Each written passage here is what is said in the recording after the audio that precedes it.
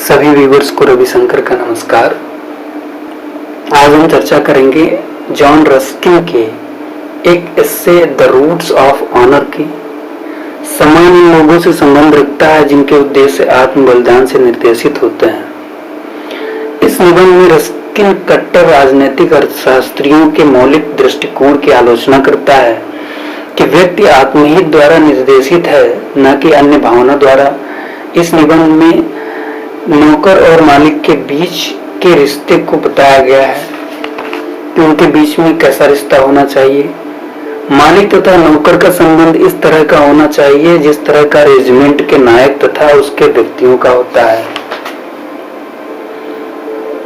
वे भावनाओं को विघ्न डालने वाले कारक के रूप में मानते हैं। दूसरी बात जो रस्किन द्वारा स्वीकार की जाती है वह मालिक तथा कर्मचारी के मध्य रिश्ता है। रस्किन द्वारा समझी जाने वाली तीसरी बात कर्मियों की मजदूरी है। कट्टर अर्थशास्त्री मांग तथा आपूर्ति द्वारा मजदूरी के निर्धारण की प्रशंसा करते हैं। चौथी बात जिसके बारे में रस्किन विचार विमर्श करता है वह यह है कि व्यापारियों या का सिपाहियों तथा अन्य व्यवसायों के लोगों की तरह सम्मान क्यों नहीं किया जाता है। अंततः वह यह आशा व्यक्त करता है कि एक दिन व्यापारी अपनी गलती को महसूस करेंगे तथा स्वयं को सुधारेंगे। रस्किन घोषणा करता है कि केवल उसके द्वारा घोषित सिद्धांत सत्य हैं तथा अन्य सभी झूठे हैं। अन्य सिद्धांत जो अब तक स्वीकार किए जाते हैं वे सीधे राष्ट्रीय विनाश की ओर ले जाते हैं। तो शुरू करते हैं the roots of honour written by John Ruskin.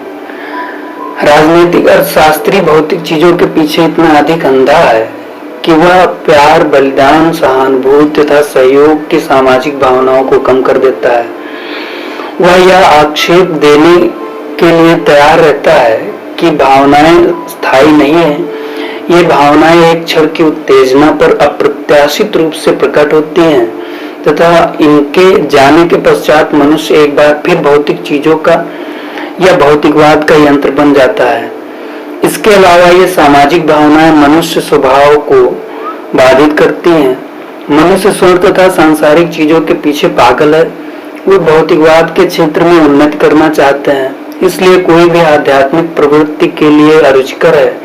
जब भौतिक सफलता के लिए लालच तथा इच्छा उनके रक्त में मिली है तो उन्हें नैतिक तथा आध्यात्मिक प्रवृत्तियों द्वारा प्रलोभित नहीं किया जा सकता है जो उनको उनके भौतिक स्थान से दूर बहा ले जाती हैं। इन अर्थशास्त्रियों के अनुसार श्रेष्ठ भावनाएं जैसे बलिदान, दया इत्यादि मनुष्य के हृदय से निकाल देनी चाहिए। मनुष्य चीजों के क्रय तथा विक्रय में व्यस्त है। वह मुख्य रूप से लाभ की इच्छा से निर्देशित है। रस्किन के अनुसार दो प्रकार के तत्व मनुष्य आचरण को निर्धारित करते हैं।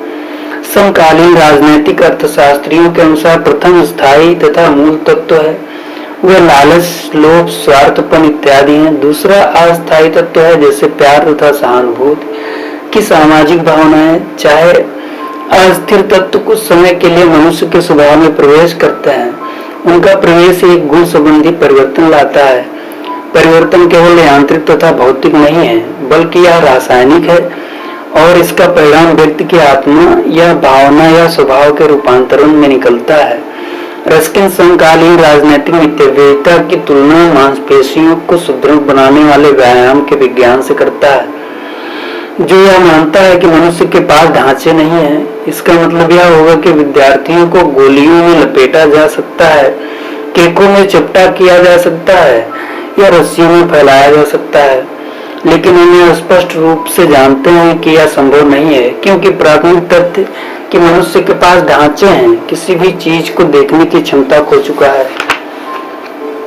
राजनीतिक अर्थव्यवस्था जो मनुष्य को लोभी मशीन में तब्दील कर देती है। रस्किन को एक आत्मा की अस्वीकृति पर आधारित उन्नति का एक अस्थीय सिद्धांत प्रतीत होता है। यह सिद्धांत संसार की वर्तमान स्थिति में लागू नहीं है। इसकी अनुपयुक्तता हड़तालों की दशा में स्पष्ट है। जब भीड़ में जीवन तथा श्रमिक वर्ग में धन दांव पर लगा हो, राजनीतिक अर्थशास्त्री कर्मियों की हड़ताल की समस्या के समाधान का कोई सुझाव नहीं दे सकते हैं। वे केवल यह कहते हैं कि मालिकों के हित उन नौकरों के लिए विरोधी हैं वे साधारण तथ्य की अवहेलना करते हैं कि मनुष्य विरोधी नहीं है, क्योंकि उनके हित भिन्न हैं। विरोध के अन्य कारक भी हैं। उदाहरण के लिए परिस्थितियां भी मालिक को उसके नौकर से बांटती हैं। यहाँ तक कि लाभ के भाग में भी एक व्यक्ति का उद्देश्य दूसरे की हानि हो सकती है या नहीं हो सकती है। यह वास्तव में हमेशा दोनों का हित है कि कार्य सही ढंग से किया जाना चाहिए और इसके लिए एक उचित मूल्य प्राप्त किया जाना चाहिए। मालिक को अपने नौकर को इतना कम नहीं देना चाहिए कि वह दुखी तथा मायूस रहता हो, और न ही कर्मी को उस समय मालिक से अधिक मजदूरी की मांग करनी चाहिए जब उसके मालिक की आर्थिक स्थिति तंग हो। इसलिए उपयोगिता के संतुलन से कार्य के नियमों का निष्कर्ष निकालने के सभी प्रयास व्यर्थ हैं। कोई भी आचरण की किसी दी गई रेखा के परिणाम के बारे में नहीं जानता है, लेकिन प्रत्येक व्यक्ति जानता है कि क्या न्याय तथा अन्याय प्रिय है। न्याय सभी को आशीर्वाद देता है और इसलिए मालिक तथा कुशल मजदूर के मध्य रिश्तों को न्याय पर निर्भर रहना चाहिए। रस्किन नियम तथा आपूर्ति के सिद्धांत की कटु आलोचना करता है, क्योंकि यह न्यायप्रिय शोषण को प्रोत्साहित करता है। काफी महत्वपूर्ण परिणाम हितों के टकराव से प्राप्त नहीं किए जा सकते हैं, बल्कि मालिक और नौकर के पारस्परिक स्नेह से प्राप्त किए जा सकते हैं। आचरण की कृत्रिमताएं गति प्रदान करने वाली ऊर्जा बन जाती हैं जब वे एक दूसरे के उद्देश्यों तथा राजनीतिक मितव्ययिता की परिचित की अवहेलना करते हैं। मालिक तथा नौकर का संबंध इस तरह का होना चाहिए जिस तरह का सैन्य दल के नायक तथा उसके व्यक्तियों के मध्य होता है। एक युद्ध तब तक कभी कभी जीता गया होगा जब तक सिपाहियों ने अपने नायक से प्रेम नहीं किया।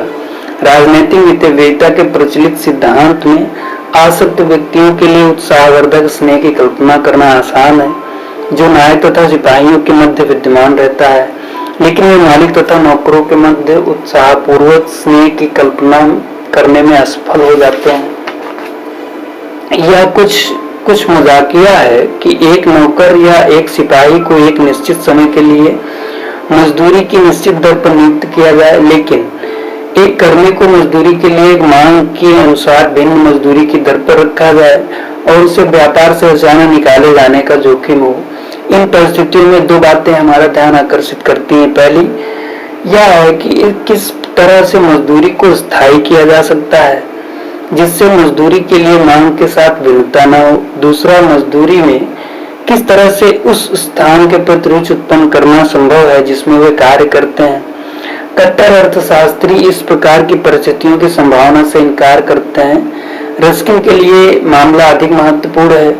वह अपने वाद विवाद के विषय का समर्थन करने के लिए निश्चित उदाहरण देता है। उसके अनुसार प्रधानमंत्री का पद उस व्यक्ति को नीलामी में नहीं बेचा जाता है जो इसे कम वेतन पर स्वीकार करने का इच्छुक है। वेतन निर्धारित होता है और जो कोई भी प्रधानमंत्री बनता है वही वेतन प्राप्त करता है। यह आपूर्ति तथा मांग के नियम से परे है। उसी तरह से जब एक विषय मर जाता है तो उसके स्थान को उस धार्मिक गुरु को नहीं बेचा जाता है जो उस पद को कम वेतन पर स्वीकार करने का इच्छुक है। इस तरह की बिक्री से काफी लाभ होंगे, लेकिन फिर भी बिक्री नहीं हो जाती है क्योंकि यह बिशप के ऊंचे पद का अपमान करना होगा। इसमें कोई संदेह नहीं है कि विभिन्न सैन्य पद बेचे जाते हैं, लेकिन यह बिक्री केवल कमीशन प्राप्त अधिकारियों के लिए प्रतिबंधित है। एक चिकित्सक को एक गिनने से कम फीस नहीं दी जाती है जो कि उसकी निर्धारित फीस है। हम एक सस्ता चिकित्सक खोज सकते हैं, लेकिन इस प्रकार की खोज निरर्थक सिद्ध होगी क्योंकि कोई भी चिकित्सक अपनी निर्धारित फीस से कम नहीं लेगा। उसी तरह से वकील अपनी निर्धारित फीस की मांग करेगा। एक चालक जो अपने निर्धारित मूल्य से हटकर एक मील के छाप पैंस से कम लेगा को ढूंढना संभव है। मजदूरी एक अपरिवर्तनीय स्तर से दी जानी चाहिए। दूसरे शब्दों में अच्छे तथा खराब कर्मियों को समान रूप से मजदूरी दी जानी चाहिए। कारण यह है कि जब सिपाही तथा पादरी को स्थायी या निर्धारित वेतन दिया जाता है तो मजदूर को क्यों नहीं देना चाहिए। लोग एक सुझाव पर आपत्ति उठा सकते हैं, लेकिन तब वे अपने चिकित्सक तथा धर्मगुरु का चयन करते हैं और इसलिए वे अपने कर्मी को भी चुनेंगे, जिसका अर्थ है कि अच्छे कार्य वाले को नियुक्त किया जाएगा जबकि बुरा कार्य करने वाला बेरोजगार रह जाएगा।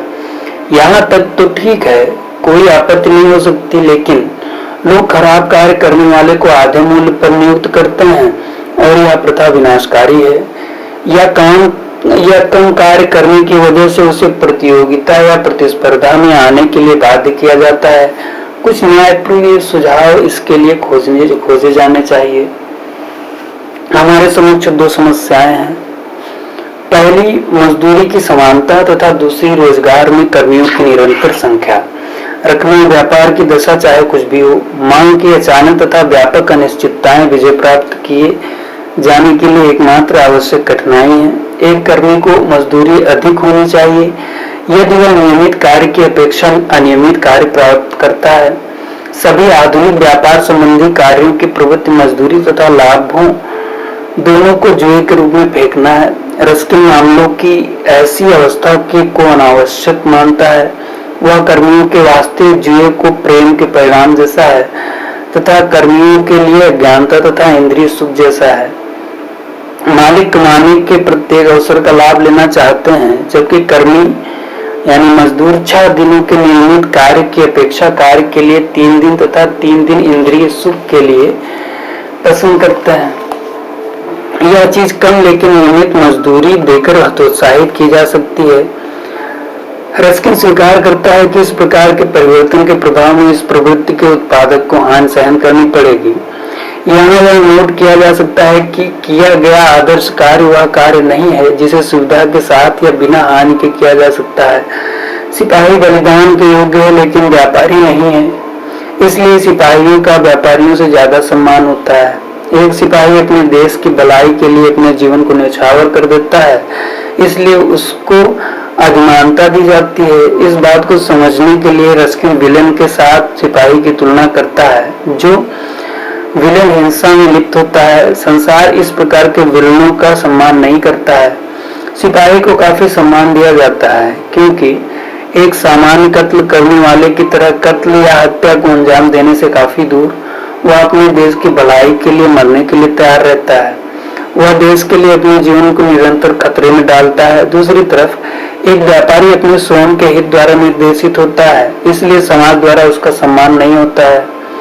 एक सिपाही प्रत्येक दिन मृत्यु का सामना करने के लिए स्वयं को तैयार करता है।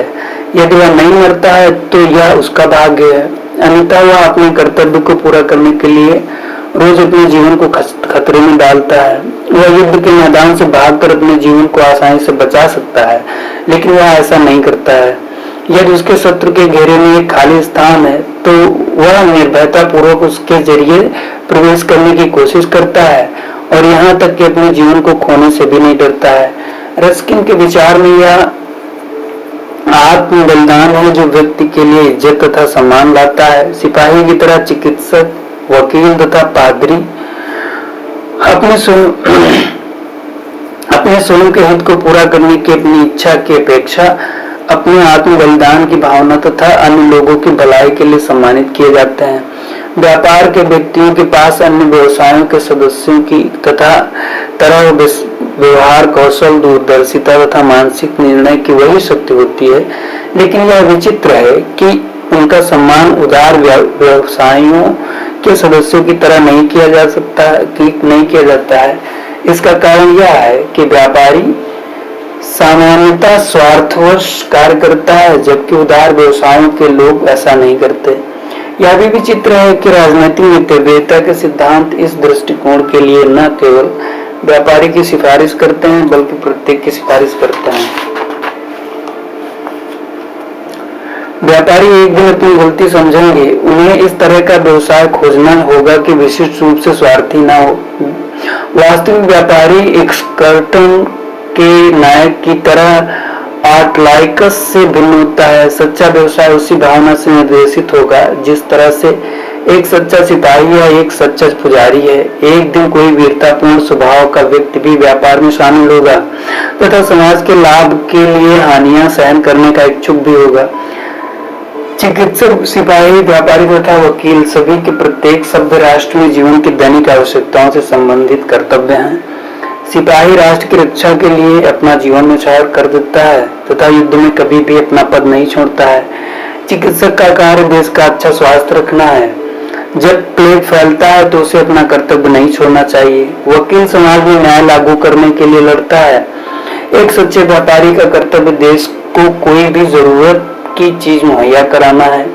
उसके लिए व्यक्तिगत लाभ का स्थान दूसरा है। उसका पहला कर्तव्य असली चीजों का उत्पादन करने के लिए अपने मस्तिष्क तथा सत्य का आवेदन करना है तथा उन चीजों को सस्ते मूल्य पर लोगों में वितरण करना है। उसे उस चीज की मिलावट या अन्यायप्रिय या बहुत अधिक मूल्य से सहमत नहीं होना चाहिए जिसे वह मुहैया कराता है। इसके अलावा उसे अत्यधिक संकट, गरीबी या मेहनत सभी को सहन करने के लिए तैयार होना चाहिए। इस सबसे परे उसे उनके साथ न्याय करना चाहिए। उसका व्यवहार अपने आश्रितों के लिए इस तरह का होना चाहिए जैसा कि एक पिता का पुत्र के साथ होता है। किसी भी व्यवसायिक संकट की घटना में उसे उनके साथ उसी तरह का समझौता करना चाहिए जिस तरह का समझौता एक पिता द्वारा अपने बेटे के लिए युद्ध, सूखा या जहाज के नष्ट होने में किया जाता है। लेखक द्वारा लागू किया गया केवल एक सिद्धांत वायदों में, निष्कर्ष में तर्क के विपरीत तथा अभ्यास में असंभव मिथ्या है। अन्य सिद्धांत राष्ट्र को विनाश की ओर ले जाते हैं। धन्यवाद। यहीं पर यह निबंध समाप्त होता है।